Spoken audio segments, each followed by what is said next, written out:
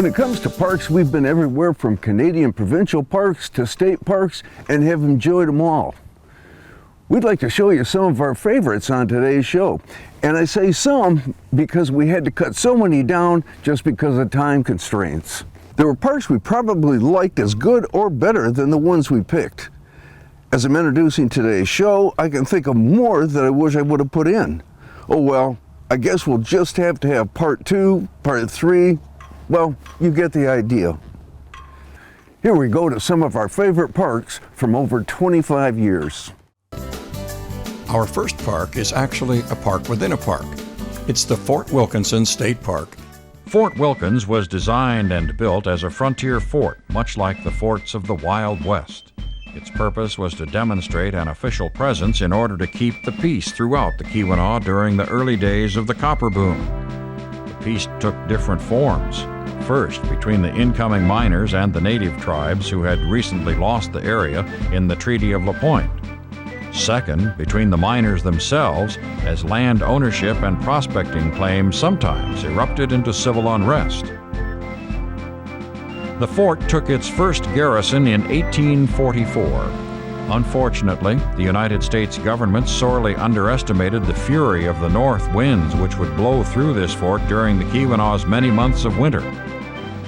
Frostbite, death, and desertion came in the first winter. The second saw more of the same.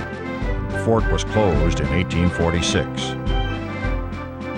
The geological history of the Upper Peninsula brought the fort another glimmer of life in the 1860s when troops were garrisoned here and once again charged with keeping the peace during the turbulent iron miners' strike in Calumet at the peninsula's southern edge.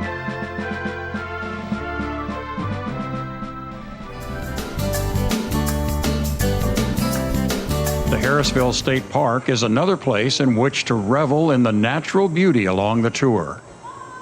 Nestled in a stand of pine and cedar trees along the sandy shores of Lake Huron, the park is within walking distance of the resort town of Harrisville.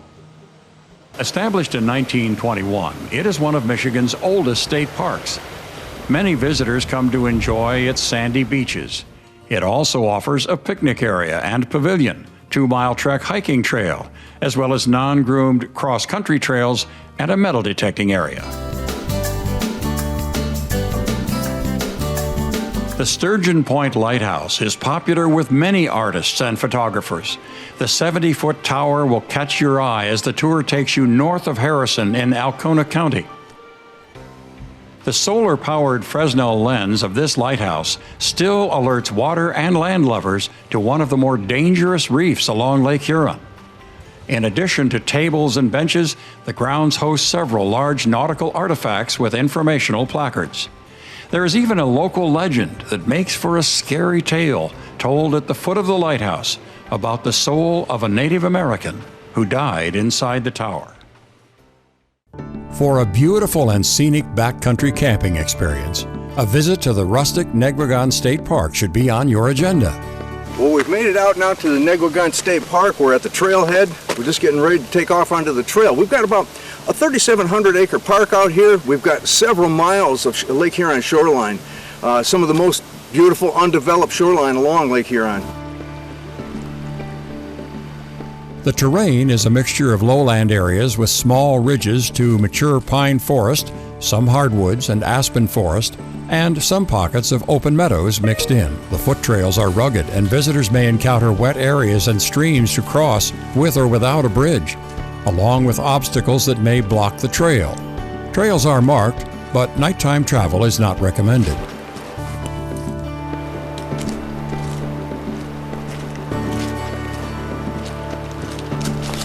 Some of the Negwagon State Park's most scenic areas are accessible only by hiking, kayaking, or canoeing along the Lake Huron shore.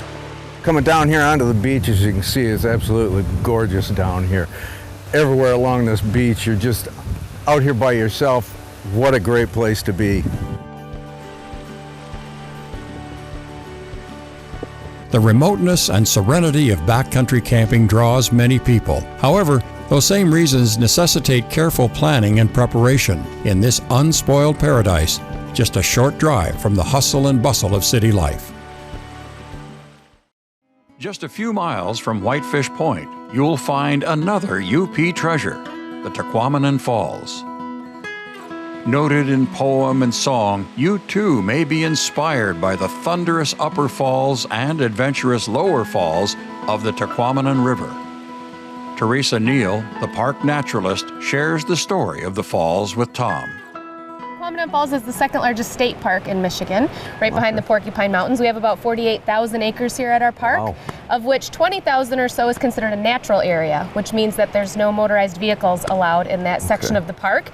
A lot of people come to the park to see the Upper Falls, which is the largest waterfall in Michigan at 50 feet tall and 200 feet wide.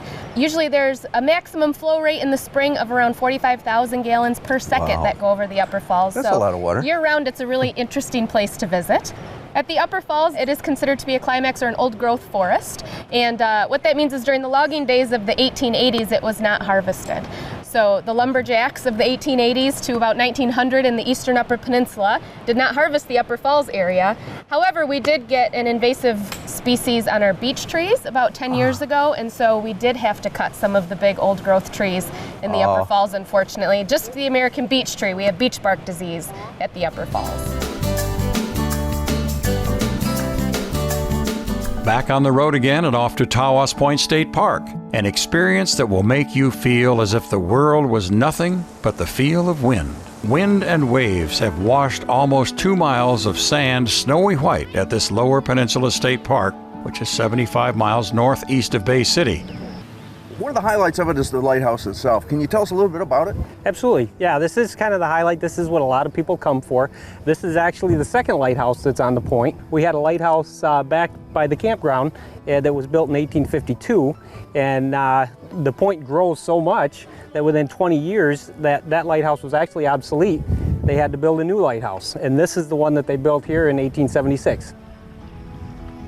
On the park's Lake Huron shore, you can wade into the waves and stroll walkways that circle marshes where songbirds serenade. As shadows lengthen, visitors head for the beach to watch the sunset across Tawas Bay.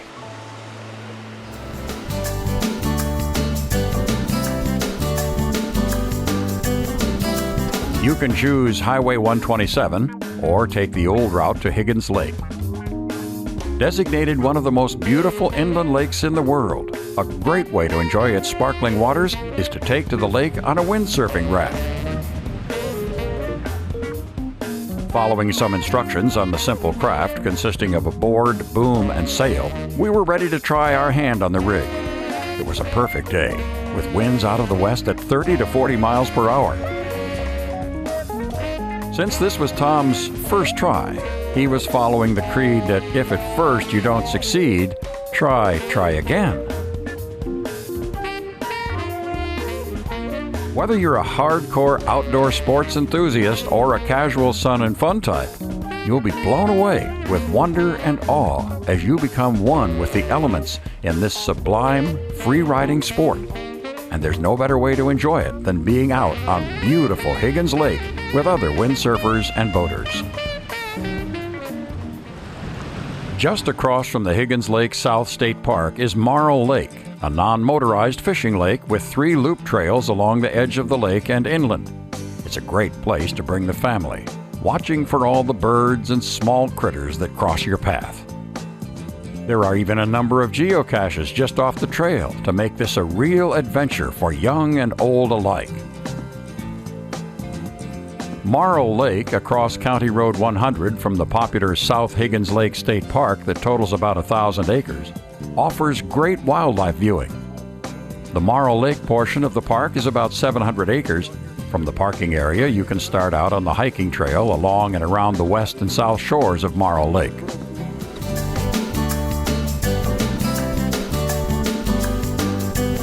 Indian Lake State Park, located just west of the town of Manistee, is an 847-acre state park. Camping is a popular recreation at this lake.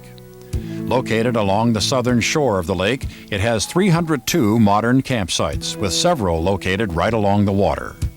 Indian Lake is the 4th largest lake in the Upper Peninsula and is considered one of Michigan's top fishing lakes. You'll find plenty of walleye, smallmouth bass, and various panfish, and they're sure to offer you the best fishing in terms of amount. But other fish, such as a 105-pound sturgeon and a 32-pound muskie, have been taken from Indian Lake in recent years. So when you come, be prepared for anything.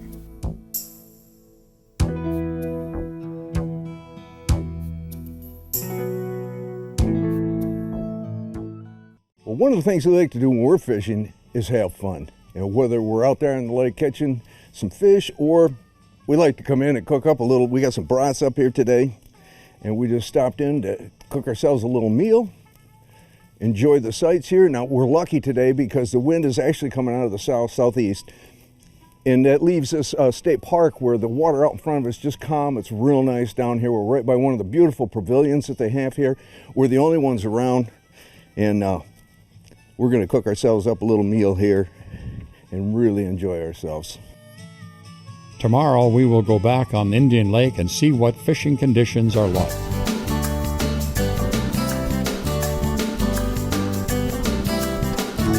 Another state park that is very near our last stop is Palms Brook. Just 12 miles west of Manistee on Highway 149, Palms Brook State Park contains one of Michigan's most intriguing natural attractions, Kitchity Kippy, the Big Spring. 200 feet across and 45 feet deep, Kitchity Kippy is Michigan's largest spring.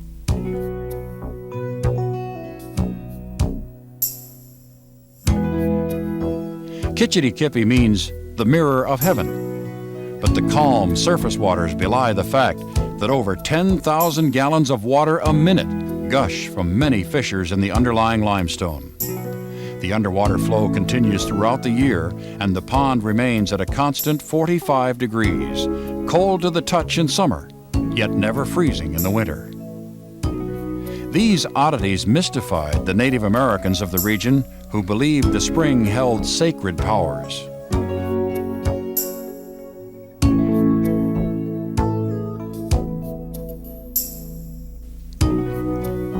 We suggest you take a lunch and ride the raft a couple of times. It's well worth the time.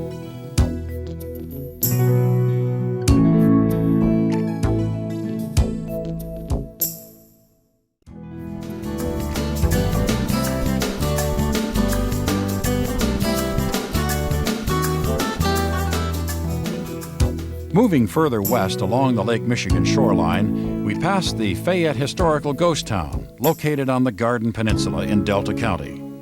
The Fayette State Park is comprised of a total of 365 acres, including 80 campsites with electricity, swimming, hiking, and boating. Fayette also is the site of the most complete iron smelting town in the Midwest. As you travel to the entrance of this park, be prepared to step back in time.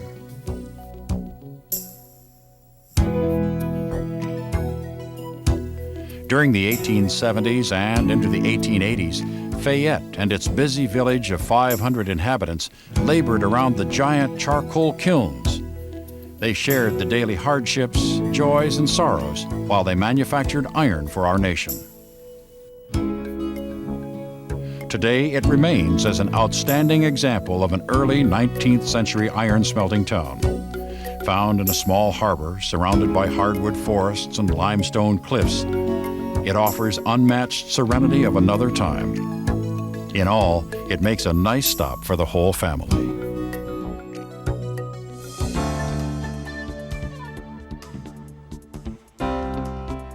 The Lake Michigan Recreation Area borders Lake Michigan to the west and Nordhaus Dunes Wilderness Area to the south. There are two accesses for this beach, one at the end of both roads.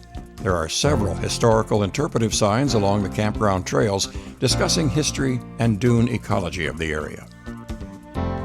The Lake Michigan campground is perched on the shores of Lake Michigan, 15 miles south of Manistee. The area creates an incredible setting with a scenic overlook of the lake and a sandy swimming beach. This family campground provides an array of hiking and biking trails, plus swimming, fishing, and kayaking.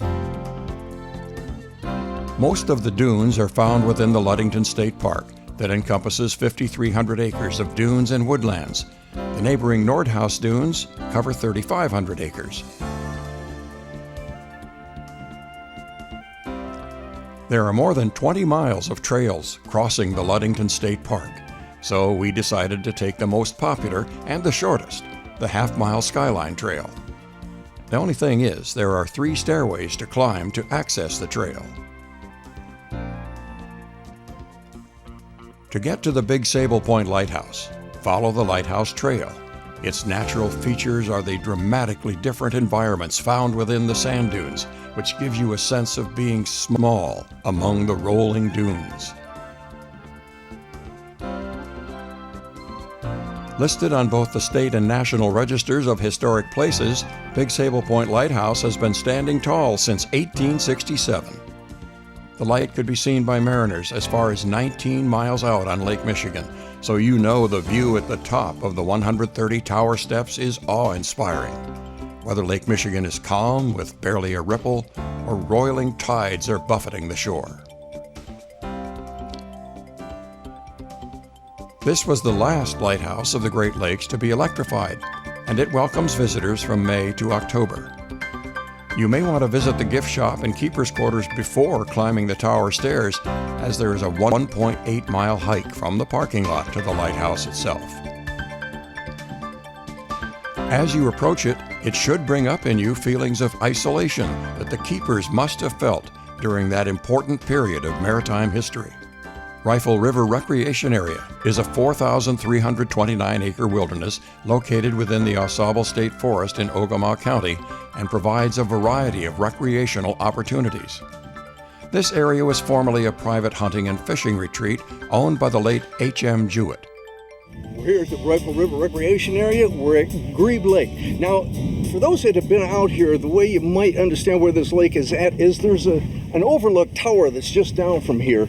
And a lot of people that come out here will stop at this tower and go up and you can overlook this lake. I'm with Dominic right now. Dominic, why don't you tell us a little bit about the lake and this fabulous ramp that you've got here? Yeah, the lake has been a great fishing lake. Lots of bass, lots of pike come out of this lake. The handicap accessible pier that we have is a few years old, about 7 or 8 years old.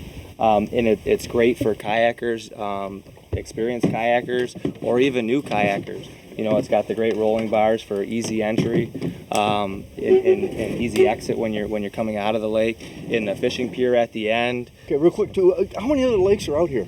7 lakes altogether at the rec area here. The Colwell Lake Recreation Area is located at the northern end of Schoolcraft County, at about 25 miles northwest of Manistee. Colwell Lake is 145 acres with an excellent swimming beach and boat access. Camping, fishing, picnicking, and hiking are all popular recreation activities at Colwell Lake. For hiking, there is a nearly 2-mile-long loop trail that meanders along the edge of the lake and is surfaced to be fully accessible to people with mobility impairments. The trail is particularly stunning in the fall and also is popular in the winter as a snowshoe trail. You can take a nice stroll along the path or stop for some great fishing or photo opportunities. All you need are your hiking boots, a bottle of water, and a walking stick to enjoy this trail. You can walk it in a couple of hours, but you may want to stop at the benches along the way for a brief respite or to just enjoy the view.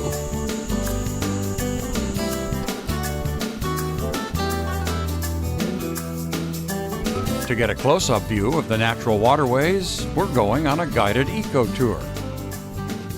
Hi, we're on a trip with Johnny Panther Quest Adventure Trips in the Shiawassee Refuge. Come in for 3 to 5 hours. You're going to see a lot of eagles, egrets, maybe an occasional deer, beaver. You can see all kinds of wild animals. And for bird watchers, bring your binoculars and your cameras. You're going to see a lot of stuff out here. This is one of the richest wildlife habitats in Michigan's Lower Peninsula that anyone can have the pleasure of navigating through. This is part of the largest watershed in the state of Michigan, and they call it the Shiawassee Flats. This whole area was once underneath a huge lake 10,000 years ago. Once the water receded, it left behind all this flat area which was once underwater, hence the Shiawassee Flats. The river is surrounded by a diverse stand of hardwoods, and its unspoiled beauty is evident.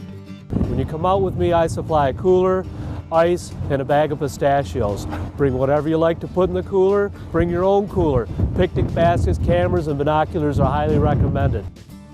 It's a new adventure around each bend in the river, and exciting to sight a bald eagle watching from the trees and hear and observe the geese flying home overhead.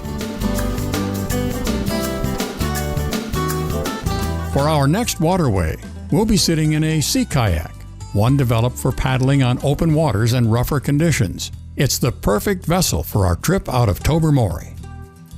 Georgian Bay offers a variety of canoeing and kayaking experiences, including islands, lighthouses, and shipwrecks.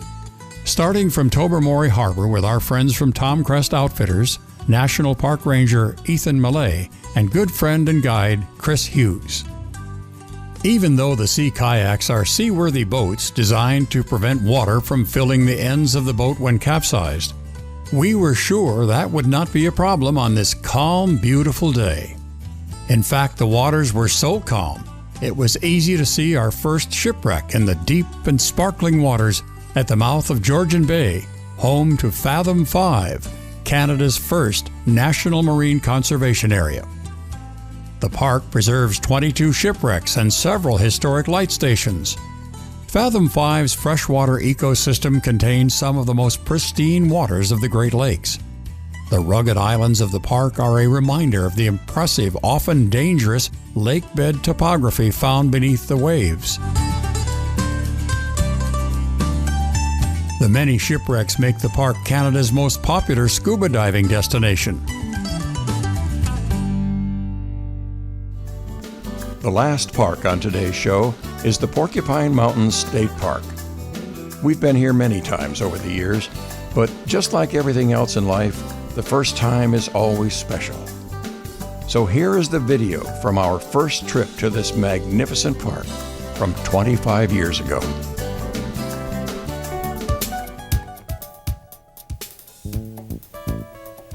The Porcupine Mountains Wilderness Park is often called the crown jewel of the state park system. Located in Ontonagon County in the western Upper Peninsula, it includes 60,000 acres of mountain wilderness. Designated as a state park in 1945, it encompasses 5 lakes, several trout streams, many beautiful waterfalls, and 30,000 acres of virgin forest. The wooded hills of this park rise almost 1,000 feet above the 23 miles of Lake Superior shoreline. This park is an adventure for everyone.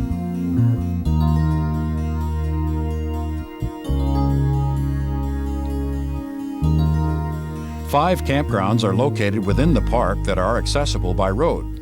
The largest is the Union Bay Campground. Located on the east side of the park, it has 95 modern sites, which include hot showers and electricity. At the west end of the park lies the Presque Isle Campground, with 88 semi-modern sites. These have no electricity. The park also has 3 rustic campgrounds that are located along the South Boundary Road. With no roads running into the interior of the park, it has become a haven for hikers and backpackers. The park maintains over 90 miles of trails, along with 16 wilderness cabins that can be rented to accommodate overnight wilderness camping. The solitude of the park is mysterious and exciting. A person hiking to the interior of the Porkies must actually turn back the clock and call on the skills that were second nature to our ancestors.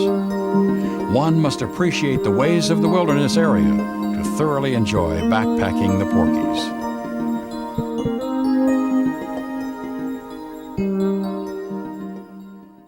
Well, that's it for today's show, our favorite parks from the last 25 years. Well, at least what we could get into a half-hour show. Let us know what you think of our park special by dropping us a note, and you can get more information at greatgetaways.tv. Thanks for watching, and we'll see you next week for another Great Getaway.